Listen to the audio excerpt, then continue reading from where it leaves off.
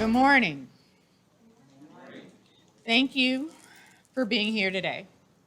First of all, I want to take a quick moment to emphasize that I am testing negative for COVID 19. I quarantined for the required period and that I have been cleared to be back at City Hall. I feel great and I can't wait to get my second booster when I can. But to the matter at hand today, it's been an incredibly difficult few weeks for the city and our region. We've seen 3 elected leaders resign, including the former board president, Louis Reed, just yesterday, amid troubling allegations of bribery and corruption. If proven to be true, the self-dealing and corruption outlined in these indictments is completely unacceptable, illustrating how little these 3 individuals thought of their colleagues, of the people they were elected to serve, and of our entire city. The pay-to-play allegations in the indictment speak for themselves. What we can't measure are the businesses, the grocery stores, the homes that never came to St. Louis, particularly North St. Louis, because of issues like these. While I wholeheartedly believe that people are innocent until proven guilty, I also recognize, and I think our city does too, that the disturbing federal corruption charges brought against Louis Reed, Jeffrey Boyd, and John Collins Muhammad prevented them from doing the job that they were elected to do, to faithfully serve the residents of St. Louis. City residents will be better served by residents who are not facing federal indictments, and all 3 did the right thing by resigning. Now, our city can take the first tentative steps to move forward. Anyone who's followed City Hall knows that despite my administration's best efforts, President Louis Reed fought me from the day that I first stepped into this office. He refused to meet with me and my staff time and time again about the American Rescue Plan or other key issues. Jeffrey Boyd fought me since I became treasurer in 2012. And according to the indictment, John Collins Muhammad said that I'm on his shit list for trying to stop him from giving out illicit tax abatements. And that language says everything that needs to be said. But the charges outlined in the indictments go beyond any personal or political disagreements. The U.S. Attorney has pulled back the curtain on how certain politicians can exploit our city government for their own personal gain and profit. Let me be absolutely clear. No one wins in this situation. When politicians break the law to serve themselves instead of the people they were elected to serve, everyone loses. Everyone, including political opponents and the families of those indicted. I understand firsthand what it's like to keep loving someone unconditionally, even as they face consequences for their actions. That's a feeling families across St. Louis empathize with. Each day, I have taken time to pray for the families of those indicted, for those who have seen their futures thrown into limbo this past week. I know what it's like. So to all who are listening, please give grace and pray for those who are suffering through no fault of their own. All of us in this room follow what happens in this building, this office, because it's our job to do so. But I also understand that most St. Louisans don't follow all of the back and forth, every single City Hall tit for tat. While local government is important, and I'd argue the most important level of government, St. Louisans are busy people, concerned about making ends meet, how they'll put food on the table, or pay for childcare this month, or rent. And I want St. Louisans to know that no matter the political intrigue of the day, my office remains laser focused on delivering and improving the services that touch people's lives on a daily basis.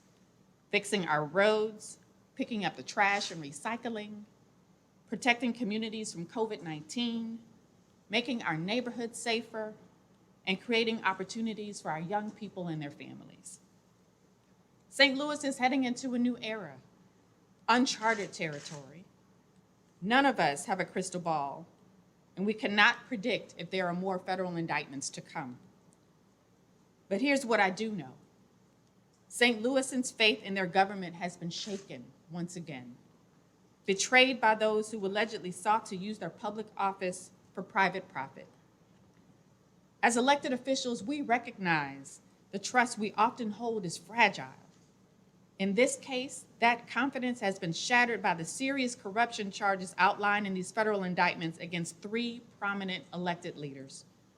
Some steps are already being taken to pull these pieces back together and restore integrity.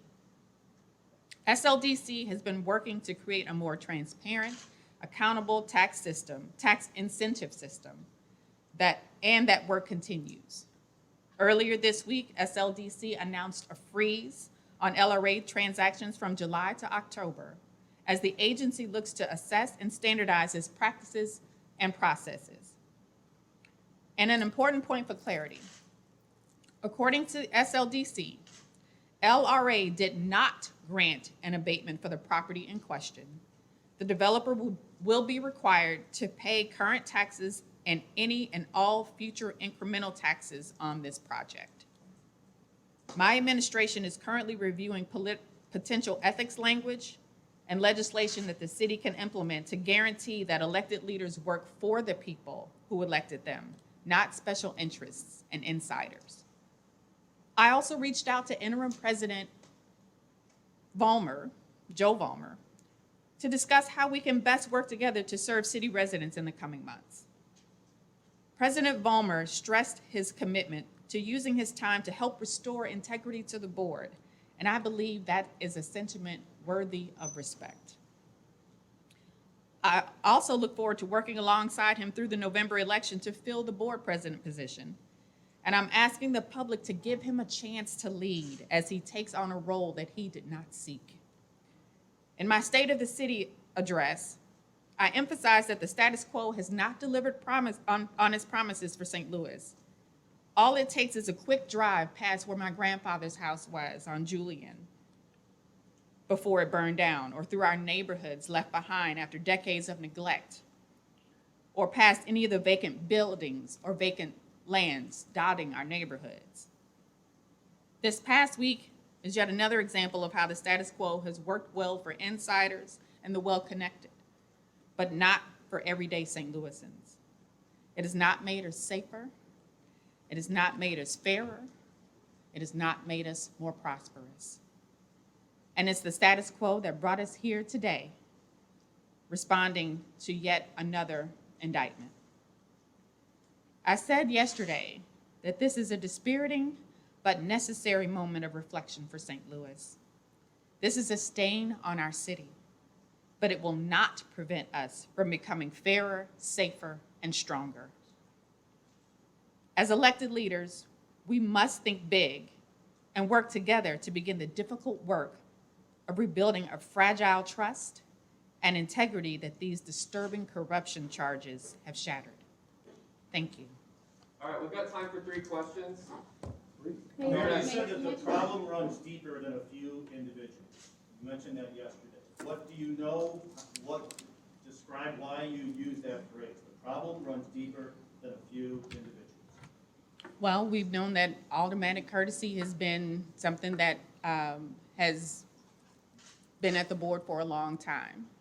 We don't know how many other people are involved, and I think that there are more federal indictments to come. I don't know that, but I think that this is the tip of the iceberg. Who's the developer involved? Certain part of the indictments that particularly disturb you, one area more than the other? Is it the overall sense of it, or is there one area that really stands out in your mind as particularly troubling about was alleged? I think that all of it's troubling. The bribery, the corruption, the trading money for tax abatements and tax incentives, it's all very troubling. And so we'll just follow the process as it goes through the judicial system. The city of St. Louis elects a board of alderman president in many ways to be a check on you, on the mayor's office. Considering how the public trust has soured, and considering the work you have ahead with all the COVID money and the RAM settlement money, how can you go about distributing all those funds before the city has a chance to weigh in and elect that next leader? Or should that process wait I think that process should continue. We should continue the work of the city of St. Louis. We have an interim president and President Joe Vollmer. He's been on the board for many, many years. He is versed in how the board works. So I think that we should continue that process because the clock is ticking on ARPA funds. So we have to move. We have to continue that work. It is All right, not- let's move on. Thank you. 5 more minutes. Yeah, Mayor, have you ever been a